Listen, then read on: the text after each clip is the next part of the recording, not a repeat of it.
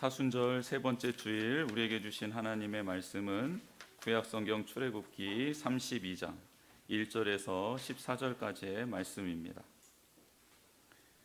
구약성경 131면에 나와 있는 출애굽기 32장 1절에서 14절까지의 말씀, 우리 같이 한 목소리로 읽겠습니다. 시작. 백성이 모세가 산에서 내려옴이 더딤을 보고 모여 백성이 아론에게 이르러 말하되 일어나라, 우리를 위하여 우리를 인도할 신을 만들라. 이 모세 곧 우리를 애굽 땅에서 인도하여 낸 사람은 어찌 되었는지 알지 못함이니라. 아론이 그들에게 이르되 너희의 아내와 자녀의 귀에서 금고리를 빼어 내게로 가져오라. 모든 백성이 그 귀에서 금고리를 빼어 아론에게로 가져가매 아론이 그들의 손에서 금고리를 받아 부어서 조각칼로 새겨 송아지 형상을 만드니 그들이 말하되 이스라엘아, 이는 너희를 애굽 땅에서 인도하여 낸 너희의 신이로다 하는지라. 아론이 보고 그 앞에 제단을 쌓고 이에 아론이 공포하여 이르되 내일은 여호와의 절일이니라 하니 이튿날에 그들이 일찍이 일어나 번제를 드리며 화목제를 드리고 백성이 앉아서 먹고 마시며 일어나서 뛰놀더라. 여호와께서 모세에게 이르시되 너는 내려가라. 내가 애굽 땅에서 인도하여 낸 내 백성이 부패하였도다. 그들이 내가 그들에게 명령한 길을 속히 떠나 자기를 위하여 송아지를 구워 만들고 그것을 예배하며 그것에게 제물을 드리며 말하기를 이스라엘아, 이는 너희를 애굽 땅에서 인도하여 낸 너희 신이라 하였도다. 여호와께서 또 모세에게 이르시되 내가 이 백성을 보니 목이 뻣뻣한 백성이로다. 그런즉 내가 하는 대로 두라. 내가 그들에게 진노하여 그들을 진멸하고 너를 큰 나라가 되게 하리라. 모세가 그의 하나님 여호와께 구하여 이르되 여호와여, 어찌하여 그 큰 권능과 강한 손으로 애굽 땅에서 인도하여 내신 주의 백성에게 진노하시나이까? 어찌하여 애굽 사람들에게 이르기를 여호와가 자기의 백성을 산에서 죽이고 지면에서 진멸하려는 악한 의도로 인도해 내었다고 말하게 하시려 하나이까? 주의 맹렬한 노를 그치시고 뜻을 돌이키사 주의 백성에게 이 화를 내리지 마옵소서. 주의 종 아브라함과 이삭과 이스라엘을 기억하소서. 주께서 그들을 위하여 주를 가리켜 맹세하여 이르시기를 내가 너희의 자손을 하늘의 별처럼 많게 하고 내가 허락한 이 온 땅을 너희의 자손에게 주어 영원한 기업이 되게 하리라 하셨나이다. 여호와께서 뜻을 돌이키사 말씀하신 화를 그 백성에게 내리지 아니하시니라. 아멘. 할렐루야. 네, 반갑습니다. 우리 옆에 계신 분들에게 이렇게 한번 인사하면 좋겠습니다. 하나님이 당신을 사랑하십니다. 그리고 오늘 또 한번 이렇게 축복해 주시면 좋겠습니다. 회복되시고 치유되실 것입니다. 하나님이 만져주시고 또 하나님이 함께 하시면 우리는 치유되고 회복되고 또 하나님의 뜻을 온전히 순종할 수 있는 거룩한 백성이 될 줄 믿습니다. 그런 기쁨으로 하나님 말씀을 대하면 좋겠습니다. 요즘 겨울 가뭄이 너무 심해가지고 지금 산불들이 여기저기서 막 일어나고 거의 우리 나라에 있는 전체 산이 화약고가 되었다라는 어떤 뉴스 기사를 보게 되었는데 오늘 좀 비가 내릴 거면 조금 더 많이 내렸으면 좋겠다 이런 생각을 했거든요. 근데 이렇게 오다가 좀 많은 것 같아서 좀 아쉽습니다. 그런데 하나님께서 비만 한 몇 달간 내리지 않게 막으셔도 정말 이 땅에 있는 사람들과 피조물은 큰 고통을 겪게 된다는 것을 깨닫게 됩니다. 오늘 기도해 주신 우리 집사님께서 탄자니아 소식을 잠깐 전해주셨는데 탄자니아도 지금 비가 내리지 않아가지고 받아놓았던 물이 다 지금 소진되어 가고 있다고 합니다. 이제 곧 있으면 이제 받아놓았던 빗물도 사라져버리고 먹을 물이 생활 용수가 사라져 버리는 지경에 이르게 되는 거죠. 그래서 선교사님께서 급하게 우리에게 기도 요청을 해주셨고, 비가 내려 이 땅에 다시 한번 물이 공급될 수 있게 해달라고 그렇게 기도 부탁을 하셨습니다. 사랑하는 성도 여러분, 정말 성경에 나와 있는 이른 비와 늦은 비, 이른 비가 있어야 땅이 개간되고 파종을 할 수 있고, 늦은 비가 있어야 그 곡식들이 여물어서 우리에게 필요한 양분이 되듯이 우리에게 그런 하나님의 은혜가 꼭 필요한 줄 믿습니다. 그리고 이 은혜는 강구하는 자들을 통해 이루어지는 것입니다. 우리가 이 땅에 비를 내려달라고, 또 열방에 메말라가고 있는 지역에 하나님 은혜의 단비를 내려달라고 기도하는 주의 백성이 되기를 축복합니다. 이스라엘 백성은 노예 생활을 하고 있었습니다. 지금 이집트 말씀에는 애굽으로 나와 있는데요, 그 강대국 밑에서 힘겨운 노동을 하고 있었습니다. 그들이 가진 것은 허름한 집과 그리고 몇 안 되는 집기들, 그리고 낡은 옷이 전부였습니다. 가진 것도 없고 힘도 없고 능력도 없었습니다. 그렇게 자손 대대로 애굽 사람들의 노예로 일만 하다가 그렇게 일생을 마감할 운명이 그들에게 있었습니다. 요즘에 유리천장이라는 말이 있고 유리바닥이라는 말이 있습니다. 아무리 보이긴 보이지만 올라갈 수 없고, 또 내려가고 싶어도 내려갈 수 없는 기득권의 모습을 적나라하게, 또 이 땅에 그 부와 권력과 힘의 불균형을 나타내는 말이기도 합니다. 그러나 지금 이 이스라엘 백성은 유리천장, 유리바닥도 아닌 유리 감옥에 있었던 것이죠. 하나님은 그들의 조상인 아브라함과 이삭, 야곱에게 약속해 주신 것을 기억하여 그들에게 다시 복을 주시고, 그리고 그들에게 약속한 땅을 주시고, 그들을 통해 많은 민족이 복을 받게 하겠다라는 약속을 이루시고자 모세와 함께 그들을 찾아가십니다. 하나님은 이스라엘 민족에게, 아브라함에게 이 세 가지 약속을 해주셨어요. 너는 복의 근원이 될 것이다. 이 땅을 차지할 것이다. 너의 자손이 바다의 모래같이 그리고 하늘의 별처럼 많아지게 될 것이다. 그 중에 이 이집트, 애굽에서 한 가지의 약속은 이루어졌습니다. 뭐냐면 70명으로 야곱의 후손이 내려갔는데 그 애굽 땅 400년 동안 보내면서 200만 명으로 늘어난 것이죠. 수적으로는 많아졌습니다. 그러나 그들은 복의 통로의 역할을 감당할 수 없게 되었고, 그리고 가나안 땅도 차지할 수 없는 존재가 되고 말았던 것이죠. 그래서 하나님은 그들을 찾아가셔서 그들을 다시 건져내 주십니다. 너희는 그렇게 노예로 살 자들이 아니라 나의 거룩한 백성이 되고 제사장 나라의 사명을 감당해야 한다라고 그 하나님의 약속의 말씀을 기억나게 해주시고 그들을 그곳에서 건져 주십니다. 이스라엘 백성이 애굽에서 나올 때 하나님은 그들에게 빈손으로 나오게 하지 않으셨습니다. 애굽인들의 마음을 감동시켜 주셔서 애굽인들에게 은혜를 입게 하시는데, 어떤 은혜를 입었느냐? 성경은 은금 패물들을 다 얻어서 나왔다라고 말하고 있고, 의복을 얻었다라고 기록하고 있습니다.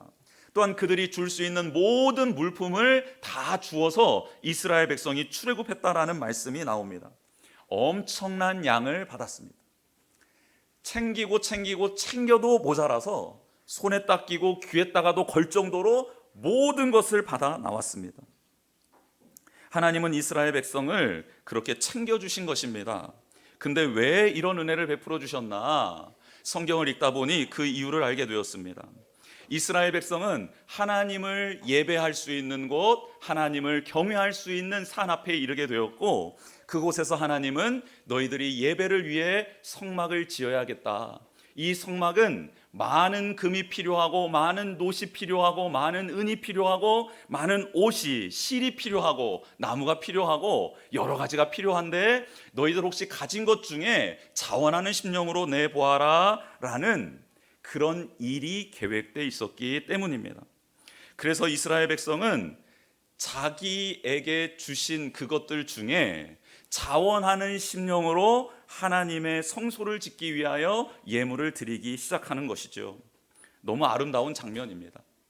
하나님은 그들에게 그 광야 한복판에서 그들이 예배하고 하나님의 기름 부으심을 체험할 수 있도록 필요한 모든 것 넘치도록 공급해 주셨고, 그것을 억지로 뺏는 게 아니라 자원하는 자들의 하나여서 그 예물을 받으셨다라는 것입니다.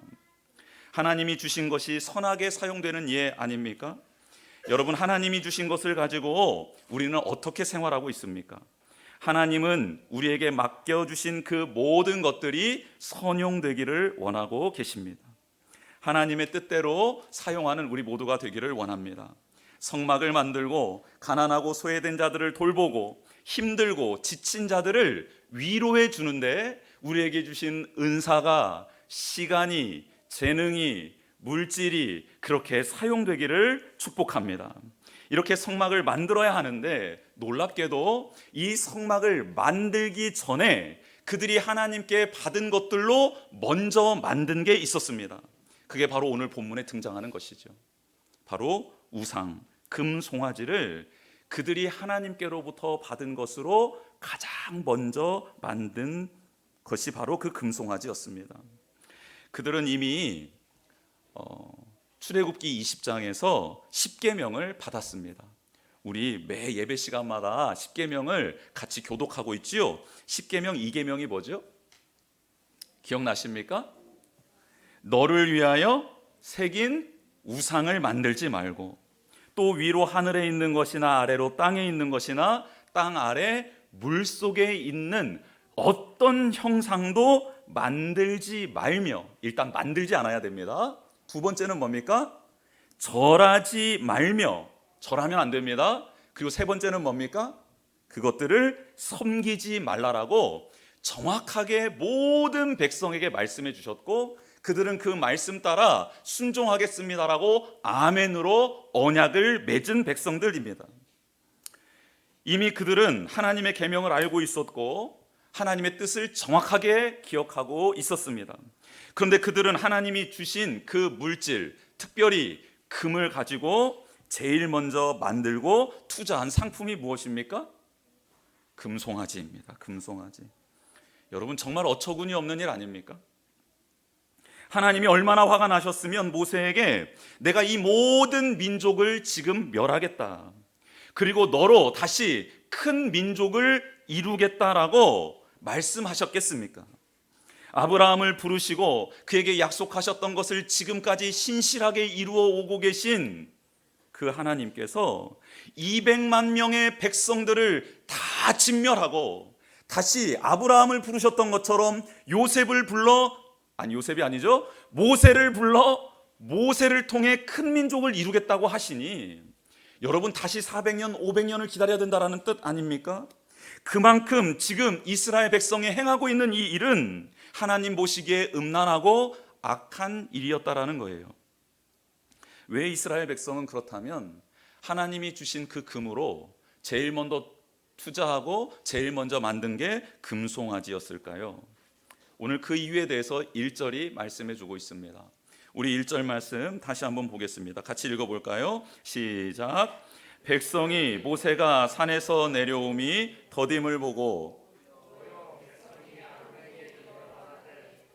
일어나라, 우리를 위하여 우리를 인도할 신을 만들라.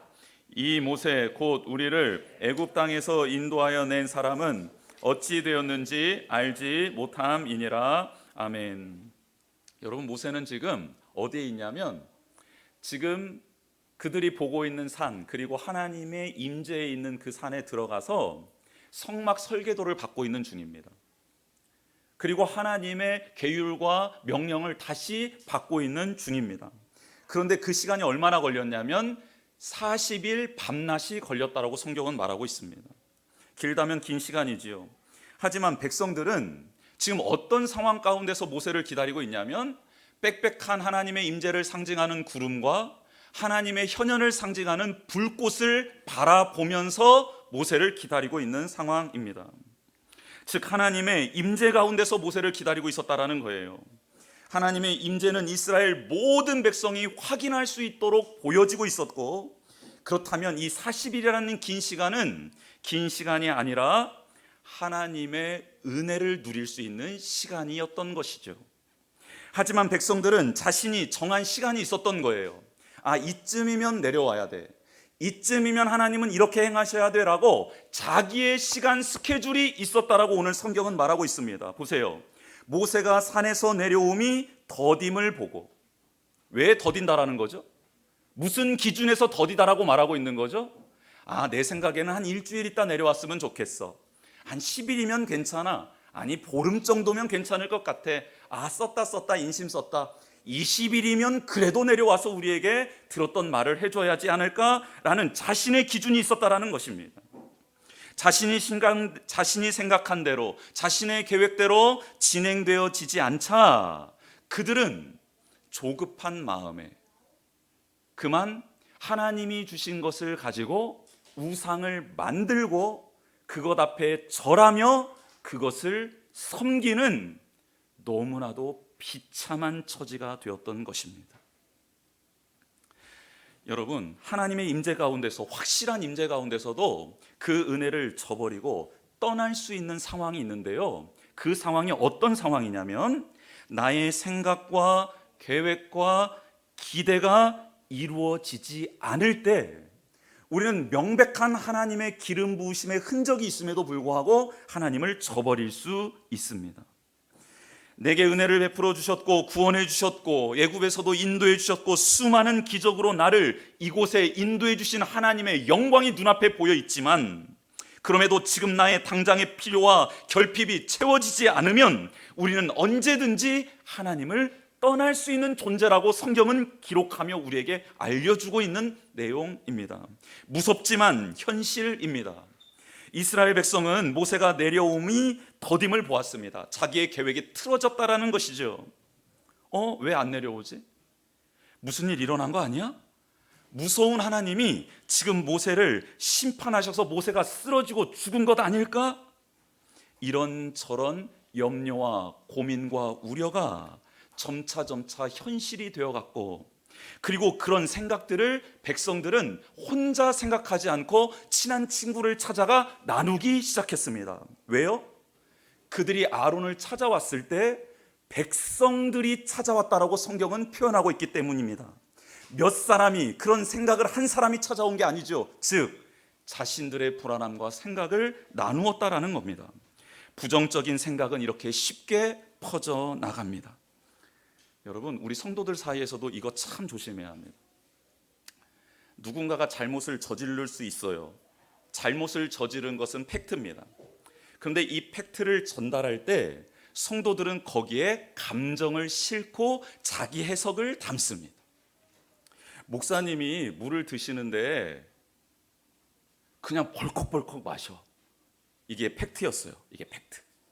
근데 그것을 전달하는데 목사님이 물을 벌컥벌컥 마시는데 꼭 머슴처럼 마시더라? 또 전달이 되면 목사님이 머슴처럼 물을 벌컥벌컥 마시는데 욕도 했대. 이렇게 되는 거예요.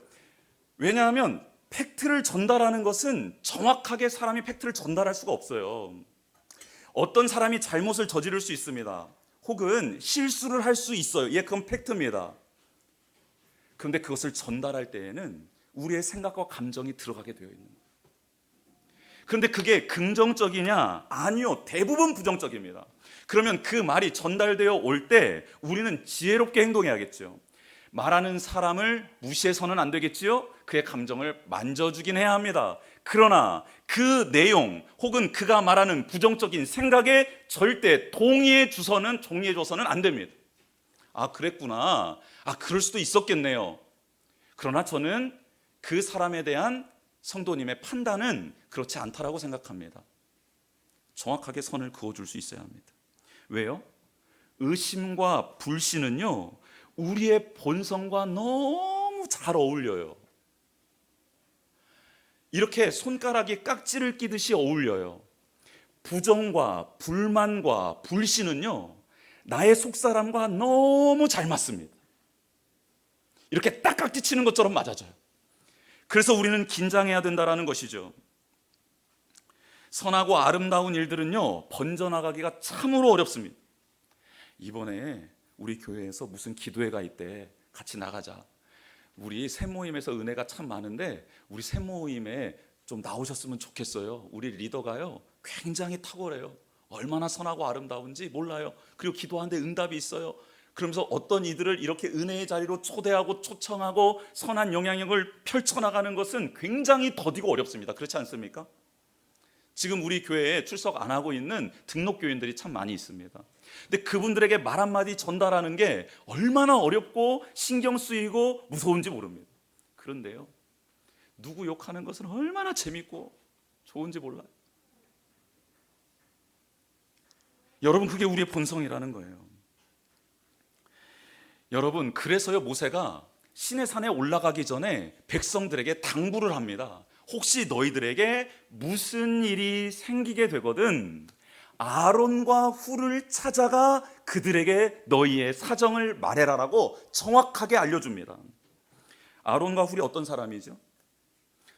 출애굽하고 난 다음에 한 번도 전쟁을 치러보지 않았던 이스라엘 백성이 아말렉 군대와 전투를 하죠. 이때 모세가 산에 올라 그들을 위하여 하나님께 기도할 때 양쪽 옆에 있었던 사람이 아론과 훌이었습니다. 즉 전쟁을 한 번도 치르지 못한 백성이 하나님의 도우심으로 말미암아 전쟁에 승리하는 현장, 하나님이 기도를 들으시고 응답하는 현장에 있었던 사람이 아론과 훌이었던 거예요. 그래서 모세는 이 두 사람이라면 이스라엘 백성이 혹 부정적인 생각, 어려운 말, 힘들고 고민 가운데 고통 중에 부르짖을 때 아론과 훌이라면 그들을 제때 해결해주고 하나님께로 잘 인도할 것이라는 확신이 있었다라는 것이죠.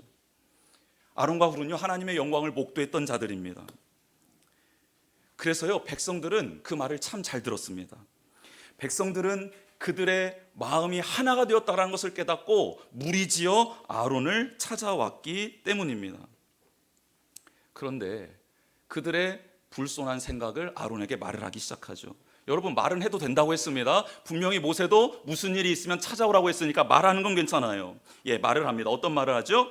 우리를 위하여 우리를 인도할 신을 만들라는 것입니다. 정말 뚜껑이 열릴 말이죠. 지금까지 인도해온 하나님이 눈앞에 보이고 있는데도 지금 그들은 우리를 위하여 우리를 인도할 신을 만들라라고 아론에게 정당하게 무섭게 요구하고 있는 것입니다. 그렇다면 아론은 이 문제를 어떻게 해결했어야 합니까? 하나님의 능력과 영광을 경험한 아론 아닙니까? 그렇다면 단호하게 하나님의 뜻을 알려주었어야 합니다. 이미 그들이 알고 있었던 10계명의 2계명을 정확하게 낭독해 주어야 했습니다. 하나님의 영광을 경험한 사람으로서 지금 눈앞에 하나님이 계시는데 어찌 이럴 수 있느냐, 이것은 하나님이 너무너무 싫어하는 죄다라고 확인시켜 줘야 했습니다. 그러나 아론은요 이상한 행동을 합니다. 그들에게 너희와 너희 아내 자녀의 귀에 금고리를 다 빼내서 가져오라고 말합니다. 그리고 그것을 부어서 조각칼로 너무나도 멋진 금송아지를 만들어냅니다. 그리고 백성들에게 말을 하죠. 백성들은 서로 외칩니다. 이는 너희를 애굽 땅에서 인도하여 낸 너희의 신이라. 그리고 아론이요 직접 그 앞에 제단을 쌓기 시작하고요, 내일이 여호와의 절일이라고 선포를 합니다. 이미 하나님이 3대 절기 다 알려주셨는데요, 새로운 절기를 만들어내버립니다. 그리고 그 제단 앞에서 하나님이 가르쳐 주신 번제와 화목제를 드리고 먹고 마시고 뛰놉니다. 여러분, 근데 이 장면은요 어떤 장면이냐면 그들이 애굽 땅에 있으면서 수도 없이 봐왔던 장면입니다. 애굽인들이 신 중에 가장 잘 섬기는 신이 송아지 신이었습니다. 그들이 대부분 송아지를 만들어 놓고 그 앞에 제사를 드리고 먹고 즐기며 뛰놀았던 그 모습을 그대로 하나님의 영광 임재 앞에서 재현해내고 있었다라는 거예요. 모세가 이 장면을 하나님께로부터 받고 내려옵니다. 그래서 모세가 나중에 아론에게 물어봐요. 너무 화가 나서 아론에게 물어봅니다. 형이잖아요. 형, 왜 이런 악행을 저지른 거야? 이스라엘 백성들이 그런 생각을 가지고 찾아올 때 형이 막았어야지. 왜 형이 앞장서서, 아니 형이 주도해서 이렇게 큰 죄를 저지르게 한 거야? 라고 물어봅니다. 그랬더니요, 아론이 모세에게 이렇게 대답합니다. 야, 너도 알잖아. 이 백성이 얼마나 악한지 알고 있잖아. 여러분, 이 말 속에 담겨져 있는 의미가 무엇이죠? 아론이요, 공포심을 느낀 겁니다. 무리를 져서 와서, 야, 모세 안 오는데 어떻게 된 거야? 야, 네 동생 어떻게 된 거야? 야, 그리고 하나님의 임재는 임재지만, 야, 우리는 눈에 보이는 걸 원해. 그리고 우리 마음대로 조정할 수 있는 신을 원해. 눈에 보이고 우리가 끌면 끌려오고 멈춰서라면 멈춰서는 그런 신이 필요해. 만들어내. 여러분, 이게 아론에게 너무 공포심으로 다가온 것입니다. 백성들이 그만 이 요구를 들어주지 않으면 자기를 죽일 것 같은 무서움이 그에게 완전히 그 마음을 빼앗아 버린 것이죠. 과거에도 이런 경험이 있었잖아요. 아론과 모세가 돌을 들고 죽이려는 이스라엘 백성 앞에 선 적도 있잖아요. 근데 지금 혼자 그 일을 감당하려니 감당할 수 없었던 것입니다. 요즘 학교 폭력을 주제로 한 많은 드라마가 방영되고 있습니다. 정말 큰 문제라는 생각이 듭니다. 든든한 백그라운드가 있는 아이들이 그렇지 못한 아이들을 종부리듯이 부리고 가해를 합니다. 요즘에 더 글로리라는 드라마가 있는데 거기를 보니까 여자아이들이 그 머리를 펴는 건가요? 그걸 뭐라고 합니까? 고데기. 그 고데기라는 것으로 학교 폭력을 가하는 거예요. 그 살을 막 그렇게 가해, 그러니까 피해자 학생의 살을 그 고데기로, 고온으로 데펴놓은 고데기로 살을 찝는 겁니다. 말도 안 되는 일이죠. 있어서는 안 될 일이지만 마치 우리가 살고 있는 이 사회의 모습을 고스란히 그 드라마들이 다 보여주고 있는 것 같습니다. 가해 학생들의 무리가 커지면요, 그들이 행동이 악하다고 판단했던 이들도 그 무리 안으로 스멀스멀 기어 들어갑니다. 왜냐하면 살고 싶기 때문이에요. 안타깝지만 지금 이 사회에서 정의를, 공의를 외치는 사람들도 너무너무 외롭고 힘든 싸움을 해나가고 있습니다. 홀로 싸우는 경우가 너무 많습니다. 그러다 쓰러지고 다치고 죽기도 하죠. 그래서 공의와 정의를 외치는 사람들, 행하는 사람들에게도 연대가 필요합니다. 절대 그 길을 홀로 갈 수 없기 때문입니다. 아론에게 동역자들이 있었습니다. 훌과 70명의 장로들입니다. 나답과 아비우도 범죄하기 전이고 그들 또한 하나님의 영광을 경험한 자들이었습니다. 하나님의 영광을 같이 봤습니다. 그러면요, 이들은 연대했어야 되는 것이죠. 같이 40일 동안 하나님 앞에서 말씀을 읽고 묵상하고 그 안에서 40일 동안 동고동락을 했어야 합니다. 하지만 아론 주변에는 지금 믿음의 동역자가 없습니다. 어디 있는지 보이질 않아요. 등장하질 않습니다. 결국 아론은 백성들의 죄악에 동화되고 말았지요. 큰 죄를 범하여 결정적인 역할을 감당하는 악의 우두머리 지도자가 되었다라는 것입니다. 리더십들이 하나님의 마음을 잘 알고 그 자리를 굳건하게 지켜야 하는 연대가 필요한 이유가 여기에 있습니다. 여러분, 출애굽기 24장 9절에서 11절에 이런 말씀이 기록되어져 있습니다. 앞선 말씀이지요. 출애굽기 24장이니까요. 모세와 아론과 나답과 아비우와 이스라엘 장로 70인이 올라가서 이스라엘의 하나님을 보니 그의 발 아래에는 청옥을 편듯하고 하늘같이 청명하더라. 하나님이 이스라엘 자손들의 존귀한 자들에게 손을 대지 아니하셨고 그들은 하나님을 뵙고 먹고 마셨더라. 아멘. 이미 아론과 나답과 아비우, 이스라엘의 70인 장로, 이 장로 중에 훌이 들어가 있었겠죠. 이들은요, 하나님의 영광을 본 자입니다. 그런데 이들이 연대하지 않고 함께 모여서 예배하지 않고 함께 모여서 기도하지 않고 함께 모여서 하나님의 말씀을 묵상하고 나누지 않게 되자 그들은 뿔뿔이 흩어지는 존재, 그리고 백성들의 말도 안 되는 요구 앞에 꿇어 엎드려 그들의 죄악을 짓게 하는 우두머리가 되고 만 것입니다. 여러분, 우리는 좁은 길을 가야 합니다. 말씀으로 상황을 이기는 길을 가야 하지, 상황 때문에 말씀을 접고 말씀을 뿌리치는 길을 가서는 절대 안 됩니다. 끝까지 지켜야 할 사명의 자리가 있습니다. 그런데 이 사명의 자리는 말씀이 없이는 지킬 수 없습니다. 한번 따라해 보겠습니다. 말씀을 통해 진리를 지킬 수 있습니다. 한 번 더 따라할까요? 말씀을 통해 생명을 지킬 수 있습니다. 마지막입니다. 말씀을 통해 하나님을 따라갈 수 있습니다. 혼자서는 못 갑니다. 연대가 필요합니다. 하나님은 사랑하는 백성이 우상 숭배하는 것을 절대 보지 못합니다. 그래서 모세에게 바로 명령합니다. 내려가라. 모세는 놀랐습니다. 갑자기 하나님의 목소리의 톤이 바뀌고 분위기가 바뀌었기 때문입니다. 하나님은 모세에게 산 아래서 일어나고 있는 일들을 설명해 주시고 앞으로 나는 이렇게 할 것이다 라는 내용을 가르쳐 주십니다. 그게 오늘 본문 9절 10절의 말씀이지요. 이 백성 목이 너무 뻣뻣하다, 교만하다, 고집이 세다라는 뜻입니다. 그리고 나는 그들을 진멸하고 큰 민족을 다시 세우겠다. 여러분, 이 말을 들은 모세는 어떻게 행동을 합니까? 하나님 아버지 앞에 간절히 기도하기 시작합니다. 여러분, 우리가 낳은 자식이지만 때로는 말을 듣지 않고 정말 미울 때는 뭐라고 하죠? 나 너 안 낳았어, 너 주소 왔어, 이렇게 말할 때가 있습니다. 근데 그때 자식이 그래 주소 왔어? 그럼 안녕히 계세요 아저씨, 안녕히 계세요 아줌마 하고 나가면 어떻게 되는 겁니까? 진짜 그것은 큰일 날 일이죠. 너무 속상해서 그렇게 말한 그 부모의 마음을 헤아리고 잘못했다라고, 그리고 용서해달라고 말하는 자녀가 성숙한 자녀이죠. 근데 이스라엘 백성은 성숙한 백성이 아니었습니다. 그런데 다행히 모세는 성숙했습니다.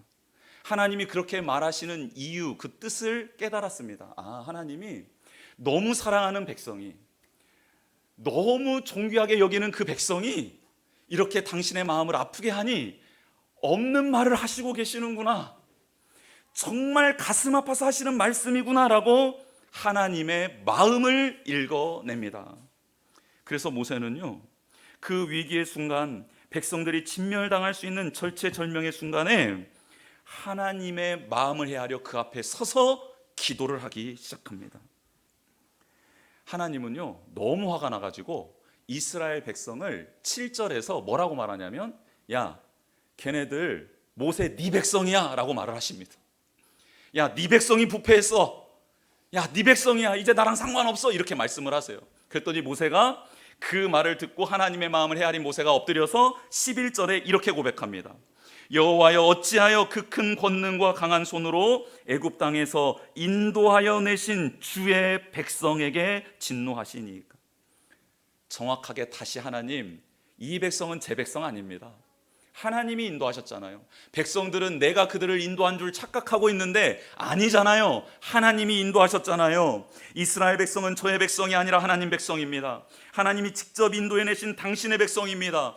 당신이 사랑하는 조상들에게 약속해 주신 그 말씀을 따라 번성하게 하고 약속의 땅을 주시고 복의 근원이 되게 하실 그 백성들 아닙니까? 불쌍히 여겨 주십시오라고 엎드려 하나님 뜻을 돌이켜달라고 간구하고 있는 것입니다. 하나님 마음을 정확하게 읽은 기도입니다. 너무너무 멋있지 않습니까? 하나님의 뜻을 돌이키는 기도. 이 기도는 하나님의 마음을 읽고 드리는 기도자에게만 해당되는 응답입니다. 하나님의 마음을 읽었던 모세는 하나님의 약속의 말씀을 다시 기억하고 그 말씀으로 하나님께 기도하기 시작합니다. 하나님은 백성을 용서해 주시고 다시 한번 기회를 주시지요. 이렇게 하나님의 마음을 읽고 기도하는 게 너무너무 중요합니다. 하나님께서 우리에게 때로는 공의와 심판의 말씀을 주실 때가 있지요. 그것은 우리에게 너무 큰 기대가 있기 때문입니다. 또한 그렇게 하겠다라는 뜻이 아니라 돌이키고 나에게 나아오라는 뜻이지요. 우리에게 이런 절기를 허락하신 이유는 이 절기 가운데 고단하고 힘들게 하려는 이유가 아니라 우리를 만나 주시려는 특별한 시간임을 기억하셨으면 좋겠습니다. 우리는 하나님이 하던 일도 멈추고 화를 내시는 일이 무엇인지를 배웠습니다. 은혜의 일상, 기적의 삶을 지금 우리는 살아가고 있지 않습니까? 그런데 이런 하나님의 임재 가운데서 하나님의 때를 기다리지 못하고 제멋대로 급한 마음에 하나님이 주신 것으로 우상을 만들고 섬기는 것을 하나님이 정말 싫어하십니다. 또한 믿음의 지도자들이 분별하지 못하고 악한 백성들과 부안해동하는 것을 너무너무 싫어하십니다.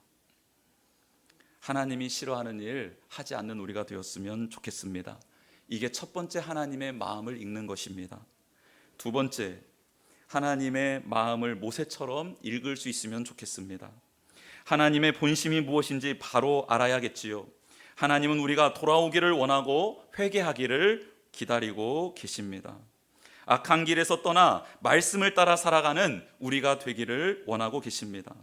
모세는 하나님의 말씀을 기억했습니다. 그렇게 우리도 하나님의 말씀을 기억하고 하나님께 긍휼히 여겨달라는 하나님의 마음을 읽는 기도자가 되기를 주님의 이름으로 축복합니다.